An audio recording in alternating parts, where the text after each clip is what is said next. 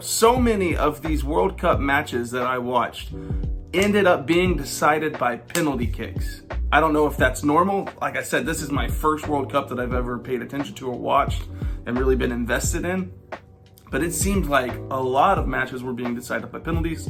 So what I'm gonna do today is I'm gonna check out this video. Can penalty shootouts be improved? Let's see what TIFO Football has to say about penalties. Nothing in football compares to the disappointment of losing a penalty shootout. It's cruel and unkind, and that's just for the fans. For players, it's a nerve-shredding experience, and failure can sometimes leave an indelible stain on a career. So surely there must be a more equitable way of deciding a game when two teams can't be separated. It seems pretty equitable to me. First, a recap of some of the alternatives to penalty shootouts, or at least the tweaks to it, that have been tried in the past. In the 1990s, the golden goal was introduced to create sudden death extra time. It meant that any goal scored instantly ended the game. And while the 1996 and 2000 European Championship finals were decided that... That's like overtime in American football. First team who scores a touchdown in overtime wins the game. The other team doesn't even get a chance to possess the ball. So that's golden goal. That I hate that. I already hate how the NFL does that overtime rule. It was generally disliked for creating overly cautious playing styles and boring, risk-averse football. And the silver goal wasn't much better. That rule meant that if a team was ahead at the end of the first half of extra time, then the game would finish and they would win. If not, a normal period of extra time would follow, and then, if necessary, penalties. But neither of these ideas stuck, and football's tie-breaking rule has reverted to what it was. There have also been attempts to alter the penalty shootout itself. MLS dallied with a running penalty, which was last in 1999, and minor competitions have experimented with changing the sequencing of kicks, but that hasn't captured the imagination either. There are also a collection of theoretical alternatives that have been proposed from time to time, but never adopted or properly trialled. Continuous extra time has been among those, but that would be an unappealing physical proposition for players and most likely very boring for supporters. It's a non-starter. A more creative concept is the so-called one-player-off form of extra time. Its basic premise is that during extra time, one player from each side is removed from the field at particular intervals, thereby creating space and opportunity until eventually a goal is scored and the game would end. Now, it would be effective, but possibly also in a comedic way. He's vanished. Watching exhausted players slogging their way across a full-size pitch in an 8 versus 8 or 7 versus 7 game might be a bit too slapstick for a World Cup semi-final or a Champions League knockout game. But a more imaginative solution emerged in 2008. It was the result of an independent project entitled ADG, or Attacker, Defender, Goalkeeper, and it offered a new spin on the traditional penalty shootout. In essence, it called for an attacker to be given the ball 32 yards from goal and to face a single defender and goalkeeper. The attacking player would then have 20 seconds to score a goal. Each team would have 5 attempts, one after another, and with different players in the various roles, until eventually a winner would emerge.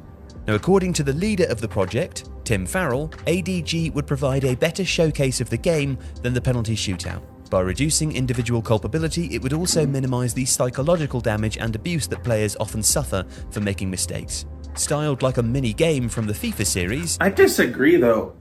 Because it's such a team sport. To have it go down to the ability of an individual player to beat a defender, it's still the same thing as penalties. It's still going to have a psychological toll.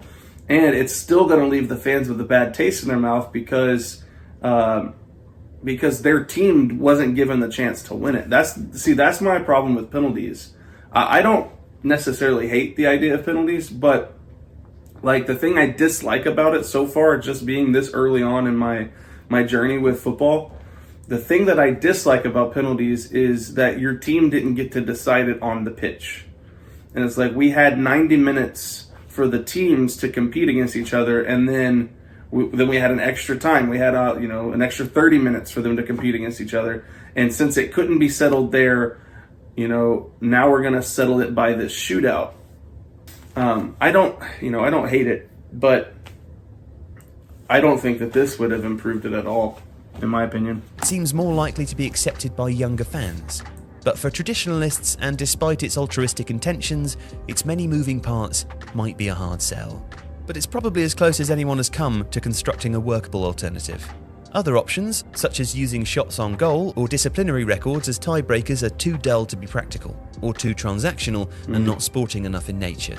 And most of the other options are just unrealistic. The penalty shootout dates back to 1970, and prior to its conception, games were either settled by drawing lots or simply replaying the match. The 1968 European Championship semi-final between Italy and the Soviet Union, for instance, was decided by a coin toss. Clearly that would be completely unworkable in the modern era, and given how congested the football calendar already is, replays wouldn't work either. So there's no suggestion that penalties are going anywhere soon. After the 2010 World Cup, however, there was a semi-serious attempt to find an alternative. In response to a dour tournament, then FIFA President Sepp Blatter constructed a footballing task force with the aim of restoring football's spectacle. On the agenda was finding a replacement for the penalty shootout. And Blatter even appointed a litany of former greats to the committee, including Franz Beckenbauer, Pelé, and Bobby Charlton. Blatter wanted a way of preventing games from being settled one-on-one. He thought penalties took away football's essence. But his committee never really achieved anything meaningful, and the penalty shootout never really came under threat. Perhaps that's because, whatever its flaws may be, it has unique advantages in football. It's definitive and uncontroversial. Right. The ball either goes in or it doesn't. It's not subjective, it's free from accusations of bias or poor officiating, and even hyper-tribal fans are unable to argue with the results that it produces. In that sense, it might even be considered perfect for the role that it performs. If you liked today's video, please consider subscribing to I don't like penalties, but I think that it's the best option. So, you know, from the ones that were described in this video, I think penalties are a much better option than any of those. The thing I dislike about it is like it's now become a one-on-one thing, you know, and now everything hinges on the performance of individuals. Whereas I love seeing goals being scored as a team versus a defense. But yeah, I don't know what the alternative is. You guys know the sport a lot better than I do, obviously. So I want to be careful not to act like I'm gonna come try to fix, you know, football the way that it is. But why don't you guys leave your comments down underneath this video? Tell me how you guys would improve penalties, or if you think that they, you know, it should stay as is.